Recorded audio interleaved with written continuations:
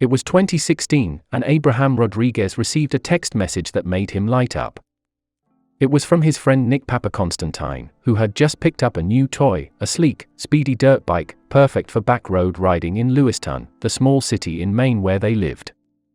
Mr. Rodriguez had just turned 50, and had arrived in Lewiston a year or so before with nothing. He met Mr. Pappaconstantine, who worked at a local bank, when he came in to set up his first ever bank account, and the two men grew close. They bonded over a shared love of cars and adventure sports, and when Mr. Rodriguez saw the text he bolted over to try out the new bike. They carted the motorcycle to the woods, and Mr. Rodriguez hopped on. He revved the engine, popped a wheelie and rode it for a quarter mile. Then he turned, popped another, and rode it back, slipping through the empty, wooded field like a professional street rider. Mr. Pappaconstantine was stunned. But Mr. Rodriguez laughed it off. "I used to ride bikes back in the day," his friend recalled him saying. At the time, Mr. Pappaconstantine brushed off the remark. It would be years before he learned that Abraham Rodriguez was not the man's name. His friend with the trick skills was actually Alpo Martinez, one of New York City's most notorious cocaine dealers of the 1980s. 5 years after he tore through that Maine field on a dirt bike, Mr. Martinez's wild ride ended on Halloween in Harlem, when he was shot and killed through the window of a lifted pickup that he drove into the city from Maine. The end was as dramatic as the rest of Mr. Martinez's life. As a young man in Harlem, Mr. Martinez rocketed to infamy as one of the flashiest, most successful cocaine dealers during the height of the drug's popularity. His fall, though, was swift. He murdered one of his best friends, expanded his business to Washington, D.C., and by 1991 was arrested and charged in a sweeping drug trafficking case. He would later inform on scores of associates as a federal witness. Now, as the police investigate his murder, they say they are running into an unusual problem. An awful lot of people wanted to see Alpo Martinez dead. "No shortage of suspects," said one senior law enforcement official at the time of the killing. "Part of the difficulty may be too many suspects with too many motives." In the aftermath of Mr. Martinez's death, friends and neighbors who knew him in Lewiston have clammed up, unsure how to feel about the man they knew as a kind, affable friend. "He was the nicest neighbor," said Marissa Ritchie, who was smoking a cigarette in an icy parking lot Saturday, and throwing a ball for her dog. "He was always polite, nice with the dog. You never would have thought anything," she said. "He was one of the decent ones. He'd help the old people take their trash out."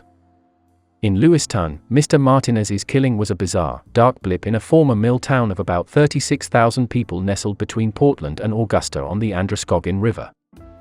There certainly was some buzz around town, the Lewiston mayor, Carl Sheline, said of Mr. Martinez's death.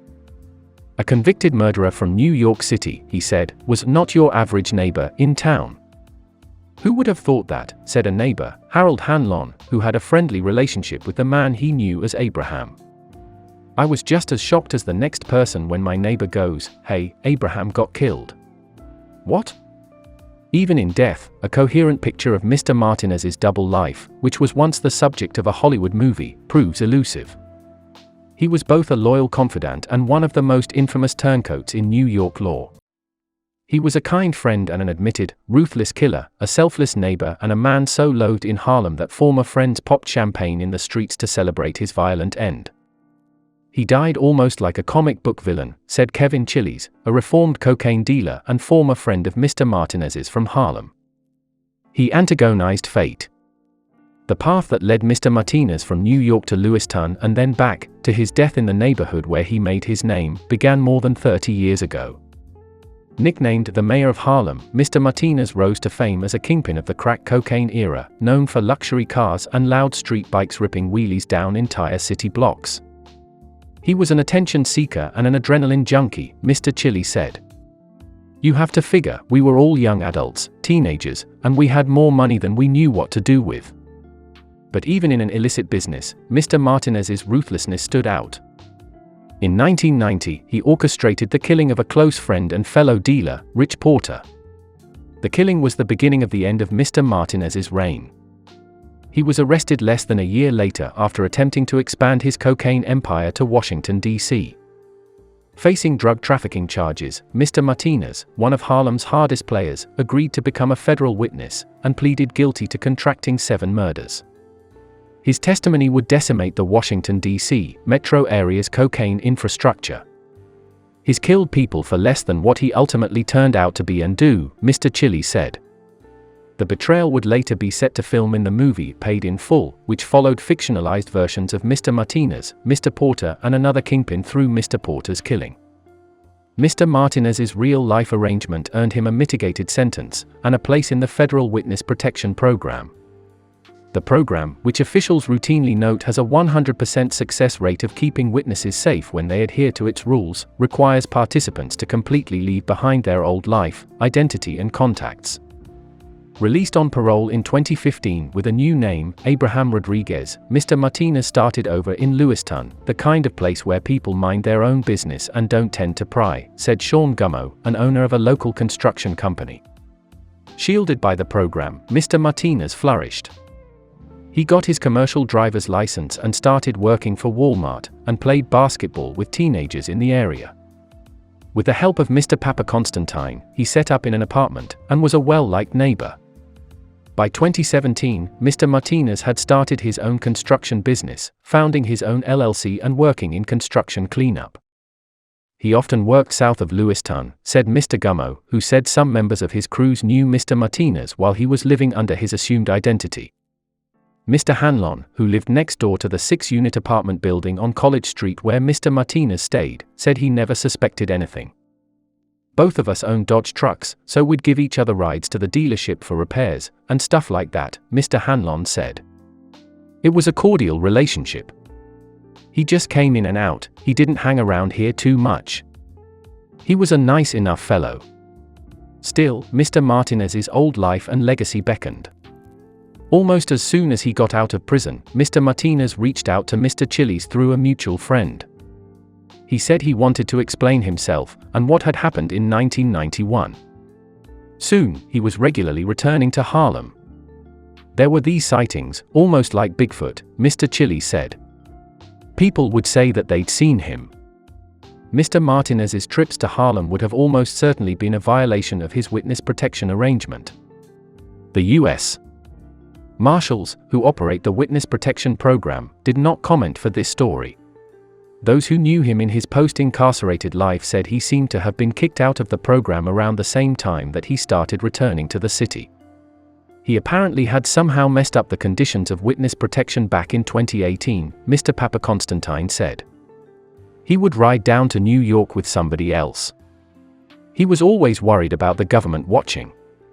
Around the same time, Mr. Martinez also appeared to capitalize off his notoriety. In a YouTube clip from 2019, Mr. Martinez takes the film director Troy Reed to the corner where he says he killed Mr. Porter. It happened right here. At this light, Mr. Martinez says in the video clip, leaning his head against the car window. I grabbed the gun from my little man and put one in his head. By 2020, Abraham Rodriguez had largely disappeared from Maine. Alpo Martinez was once again a fixture in Harlem. What ultimately got Mr. Martinez killed in the early hours of Halloween remains a mystery. Some say the killing was a belated meeting of long-sought street justice for testifying against so many former associates. Others posit that Mr. Martinez was killed over a girl, or simply found trouble the same way he always had. He was cocky and ambitious, and angered the wrong people. A senior law enforcement official said investigators now believe Mr. Martinez likely was back in the drug trade in Harlem. When the police discovered him dead in his truck last year, a trail of heroin packets led from his open window down the street, the official said, as if he had tossed the drugs out of the car in a panic. For those like Mr. Pappaconstantine, who only learned the true identity of Mr. Martinez just before his death, his demise feels complicated. I want to sit here and say I know that he was fully genuine all the time, Mr. Pappaconstantine said, struggling to articulate his feelings on his former friend. You take somebody you know unbelievably well, and then you read this thing and it doesn't connect. But to Mr. Chili's, Mr. Martinez was never going to start over, it was always going to end in Harlem. He wanted to peg his hat on redemption, said Mr. Chili's, adding that Mr. Martinez's thirst for his former glory may also have played a role. He's a narcissist beyond anything that I could put my finger on. He needed that attention. In a scene that now feels foreboding, Mr. Martinez's character in Paid in Full spends the final scene agreeing to cooperate with federal agents.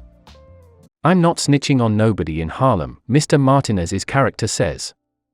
"'Cause when I come home, I'm still gonna be the king." In Lewiston, Maine, a man who called himself Abraham helped his neighbors with the trash and rode dirt bikes with his friend. His old life in New York City got him killed.